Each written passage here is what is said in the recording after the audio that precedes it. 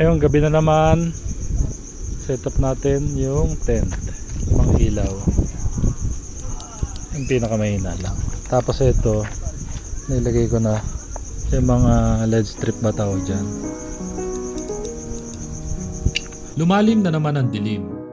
Tahimik, presko ang hangin. At ang langit, puno ng mga bituin. Parang may gamotang nature. Ang gaan sa pakiramdam. Yan. Tapos ito yung nagustuhan ko. May magnet. Ang galing. Ayan. Ayan na itsura. Pero dagdagan ko pa dito. Ayan na magnet. Ayan na yung simple setup. Mumurahin lang yung mga yan. Tsaka na tayo mag-upgrade.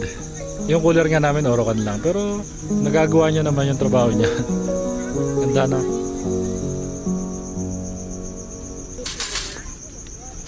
Ang unti pala ng laman nito. Akala ko malalaki. Kulang ng pantamad. Wala nang parikit. Ihaw muna tayo ng bangus. Tapos lobat na naman ang mga ilaw. Hindi ko alam kung ano magandang ilaw. Baka may ma-suggest kayo na magandang brand ang bibilis malobat eh. Ito matagal. Ito matagal ito malobat. Oh, ganda ng luto ah.